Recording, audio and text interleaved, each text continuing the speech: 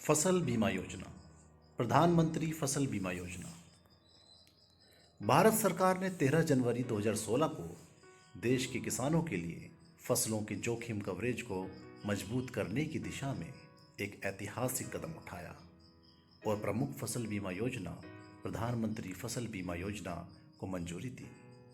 देश भर में किसानों को सबसे कम समान प्रीमियम पर एक व्यापक जोखिम समाधान प्रदान करने के लिए एक उल्लेखनीय पहल के रूप में इस योजना की परिकल्पना की गई थी। भारत सरकार किसानों के हितों की रक्षा के लिए प्रतिबद्ध है।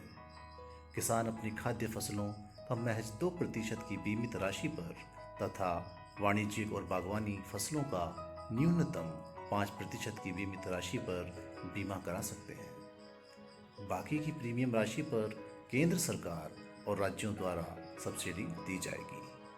किसानों द्वारा सभी खरीफ फसलों के लिए केवल 2% एवं सभी रबी फसलों के लिए 1.5% का एक समान प्रीमियम का भुगतान किया जाना है। वार्षिक वाणिज्यिक और बागवानी फसलों के मामले में प्रीमियम केवल 5% होगा।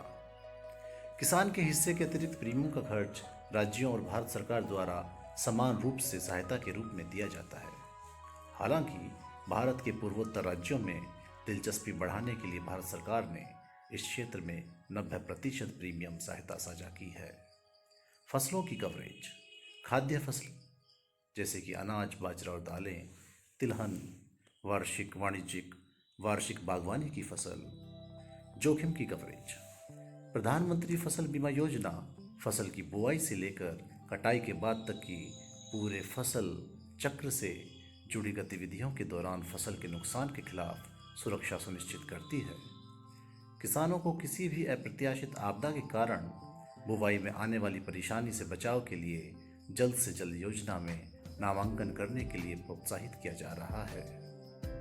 फसल के निम्नलिखित चरण और फसल नुकसान के लिए जिम्मेदार जोखिम योजना के अंतर्गत कवर किए जाते हैं। बुवाई रोपण में रोग संबंधित जोखिम।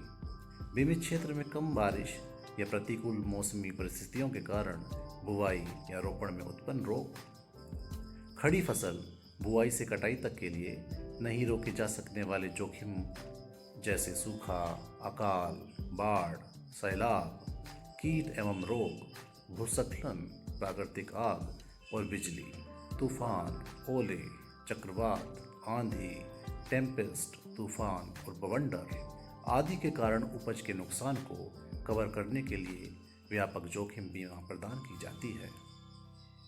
कटाई के उपरांत नुकसान।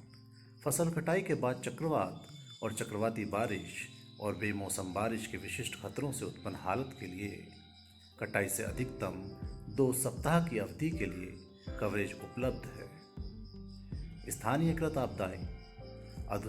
अधिसूचित क्षेत्र में मूसलाधार बारिश, भूस्खलन और बाढ़ जैसी स्थानीय जोखिम की घटना से प्रभावित पृथक खेतों को उत्पन्न हानि, क्षति। जोखिम के अपवर्जन।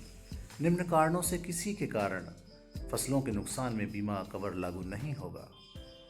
युद्ध और आत्मीय खतरे, परमाणु जोखिम, दंगा, दुर्भावनापूर्ण क्षति, चोरी या शत्रुता का कार्य, घरेलू और या जंगली जानवरों द्वारा चले जाना और अन्य रोके जा सकने वाले जोखिमों को कवरेज से बाहर रखा जाएगा। बीमित राशि या कवरेज की सीमा। अनिवार्य घटक के तहत ऋणी किसानों के मामले में बीमित राशि जिला स्तरीय तकनीकी समिति DLTC बीमित द्वारा निर्धारित वित्तीय माप के बराबर होगा, जिसे बीमित किसान के विकल्प पर बीमित फसल की अधिकतम उपज के मूल्य तक बढ़ाया जा सकता है। यदि अधिकतम उपज का मूल्य ऋण राशि से कम है तो बीमित राशि अधिक होगी। राष्ट्रीय अधिकतम उपज को चालू वर्ष के न्यूनतम समर्थन मूल्य MSP के साथ गुणा करने पर बीमा राशि का मूल्य प्राप्त होता है। जहां कहीं भी चालू वर्ष का न्यूनतम समर्थन मूल्य उपलब्ध नहीं है, पिछले वर्ष का न्यूनतम समर्थन मूल्य अपनाया जाएगा। जिन फसलों के लिए न्यूनतम समर्थन मूल्य की घोषणा नहीं की गई है, विपणन विभाग या बोर्ड द्वारा स्थापित मूल्य अपनाया जाएगा।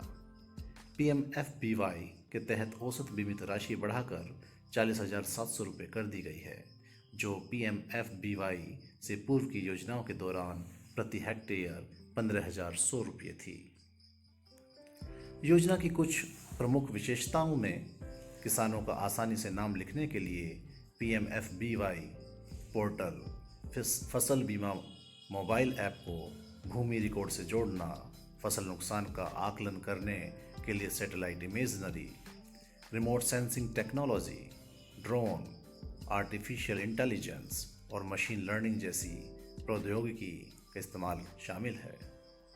यह योजना फसल बीमा ऐप CSC केंद्र या निकटतम कृषि अधिकारी के माध्यम से किसी भी घटना के होने के 72 घंटे के भीतर किसान के लिए फसल नुकसान की रिपोर्ट करना आसान बनाती है।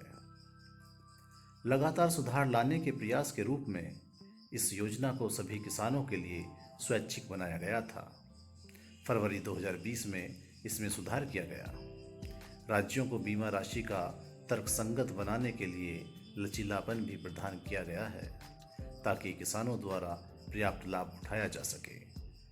फरवरी 2020 में भारत सरकार ने फसल बीमा योजना के कार्यान्वयन में कुछ पिछली चुनौतियों से निपटने के लिए PMFBY के पुनः निर्धारण को मंजूरी दे दी। सरकार ने योजना को सभी किसानों के लिए खरीफ सीजन 2020 से स्वैच्छिक कर दिया है। इससे पहले सभी ऋणदाता किसानों के लिए यह योजना अनिवार्य थी। अब ऋण बकाया वाले किसान नामांकन की कट ऑफ तारीख से 7 दिन पहले अपनी बैंक शाखा को एक साधारण घोषणा पत्र देकर योजना से खुद को अलग कर सकते हैं। जो भी किसान जो PMFBY के तहत नामांकन करना चाहता है उसे अपने नज़दीकी बैंक, प्राथमिकी कृषि ऋण society, common service centre CSC या ग्राम स्तरीय उद्यमियों VLE, कृषि विभाग के कार्यालय, बीमा कंपनी के प्रतिनिधि या सीधे राष्ट्रीय फसल योजना NCIP के पोर्टल www.pmfby.gov.in और फसल बीमा ऐप के माध्यम से ऑनलाइन संपर्क करना चाहिए। नामांकन प्रक्रिया को पूरा करने के लिए किसानों को आधार संख्या, बैंक पासबुक, भूमि रिकॉर्ड, किराएदारी समझौते और स्व घोषणा प्रमाण पत्र ले जाना होगा। इस सीजन में योजना के तहत नामांकित सभी किसानों को उनके पंजीकृत मोबाइल नंबरों पर नियमित SMS के माध्यम से उनके आवेदन की स्थिति के बारे में सूचित किया जाएगा। किसानों के लिए परेशानी मुक्त नामांकन सुनिश्चित करने के लिए कृषि और किसान कल्याण मंत्रालय ने बैंकों, बीमा कंपनियों, कॉमन सर्विस सेंटर CAC, राज्य स्तरीय बैंकर समिति SLBC और ग्राम स्तरीय अधिकारियों को प्रशिक्षण प्रदान किया है। इसके अलावा बीमा कंपनियों ने विभिन्न हितधारकों को प्रशिक्षण भी प्रदान किया है। मंत्रालय का लक्ष्य किसान कॉल सेंटर के अधिकारियों को प्रशिक्षण प्रदान करना भी है। कृषि और किसान कल्याण मंत्रालय ने योजना के बारे में किसानों में जागरूकता पैदा करने के लिए कई कदम उठाए हैं। मंत्रालय और राज्य कृषि विभागों के सहयोग से विभिन्न बीमा कंपनियों ने देश भर में बड़े पैमाने पर अभियान चलाया है। विभिन्न गतिविधियों जैसे कि स्थानीय स्तर पर जागरूकता बैठकें, महत्वपूर्ण स्थानों पर बैनर और पोस्टर प्रदर्शित करना, पर्चे का वितरण, IEC वैन, स्थानीय और राष्ट्रीय समाचार पत्रों में विज्ञापन, अन्य लोगों के बीच जनसंचार माध्यमों से व्यापक अभियान जमीनी स्तर पर जागरूकता पैदा करने के लिए संचालित किए जा रहे हैं। फसल बीमा योजना किसानों को उनकी फसलों को प्राकृतिक आपदा, कीटों के हमले और रोगों से बचाव के लिए बनाई गई है। यह योजना उन्हें और दावा निपटान के माध्यम से वित्तीय सहायता प्रदान करके उन्हें अपने पैरों पर वापस मजबूती से खड़ा होने में भी मदद करती है। सभी किसानों को अप्रत्याशित प्राकृतिक आपदाओं के कारण फसल के नुकसान से सुरक्षा के रूप में फसल बीमा का लाभ उठाने के लिए PMFBY के तहत नामांकन करने के लिए प्रोत्साहित किया जा रहा है। आधार सीडिंग ने किसान के खातों में सीधे दावा निपटान में तेजी लाने में मदद की है।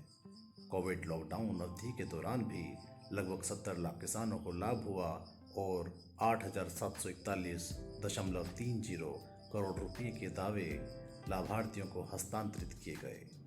भारत सरकार ने किसानों से आग्रह किया कि वे संकट के समय में आत्मनिर्भर बनने के लिए योजना का लाभ उठाएं और एक आत्मनिर्भर किसान तैयार करने का समर्थन करें। जय हिंद।